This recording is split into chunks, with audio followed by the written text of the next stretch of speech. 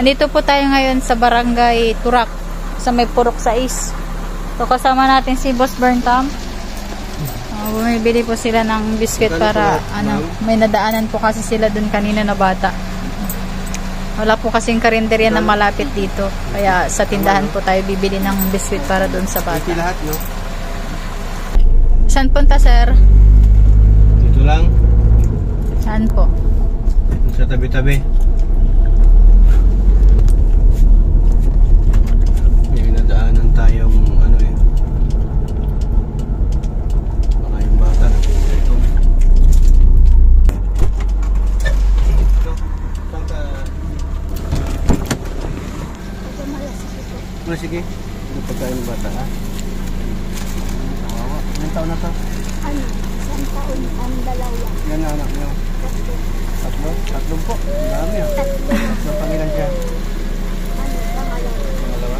Ano pangalan niyo, ma'am? Marcy Abalos. Marcy Abalos. Taga saan? Malasigi? Saan sa Malasigi? Puntang Bayaman. Napunta mo siya. Sa Norte.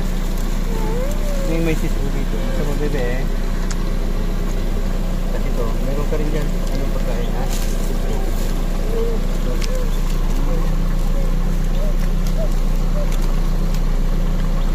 Ganyan natin ito, ha?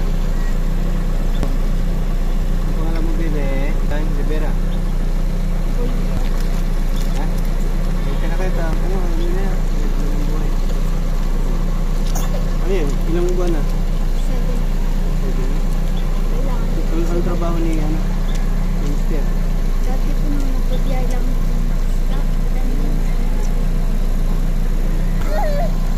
Ang dagdag mo doon sa pangutasan mo. Wala kong maraming pera eh.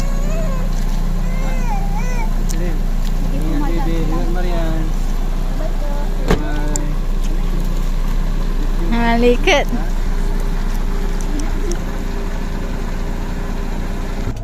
So yan, gumana na naman yung pagkamaawain ni Boss Berntam. So yun po yung natulungan po natin. So uwi na rin po sila. Sa maliit na bagay po mga ka-DIY, nakakapagpasaya po tayo ng ibang tao. So yan, solve na po yung problem ni ate na pagpa-check up sa pinagbubuntis nila na for 7 months. Ayun. So magpapa-check up na daw po sila by Monday. Ayan. Makakapagpa-ultrasound na si ate. Ayan. At least, nakatulong po tayo sa kapwa.